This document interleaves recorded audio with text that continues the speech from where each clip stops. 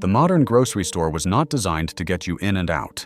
It was designed to keep you moving through as much of the store as possible, and to interrupt that movement at exactly the right moments. You walk in for milk, eggs, maybe one or two things. 20 minutes later, your cart has snacks, a frozen deal, and something from an end cap that looked too convenient to ignore.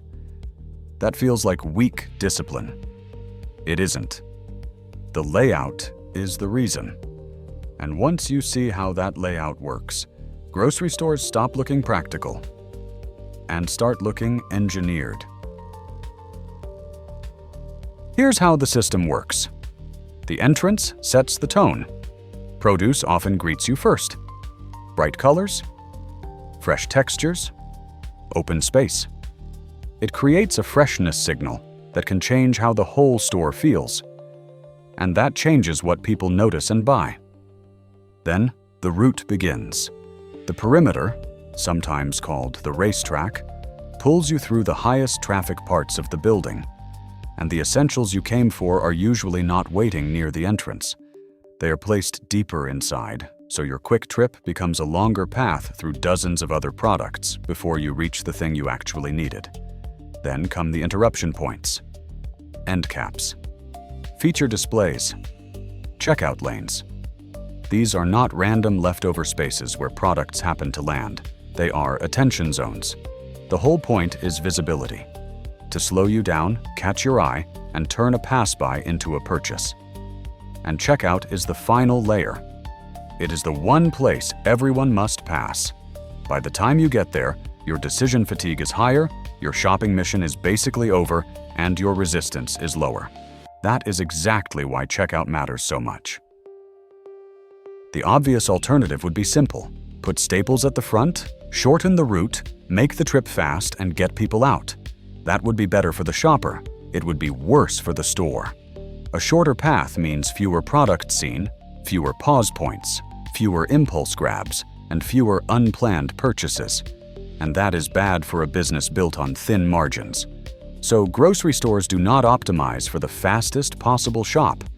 They optimize for the most profitable path that still feels normal. That is the trade-off.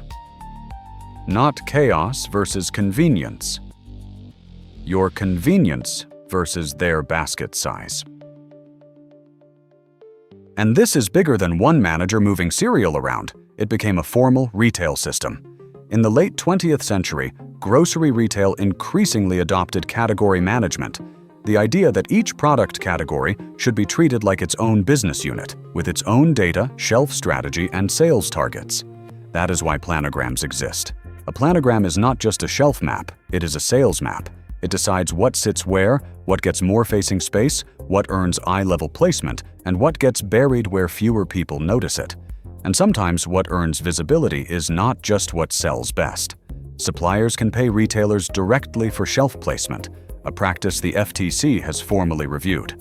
So the shelf is not a neutral display of the best products rising to the top. It is a managed system built around visibility, placement, and performance.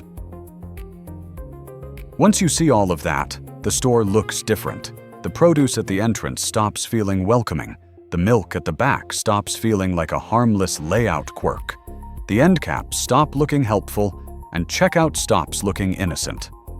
What you are walking through is not a neutral room full of food. It is a guided route with planned pause points, premium visibility zones, and a final interception area designed to raise the odds that you buy more than you planned. You did not overspend because you were careless. You overspent because the system was built to make that outcome more likely. And the craziest part is that once you notice it in one store, you start noticing it everywhere. Different colors, different brands, same logic, same route, same interruptions, same quiet pressure to keep adding just one more thing. If you want more small things with big reasons, subscribe.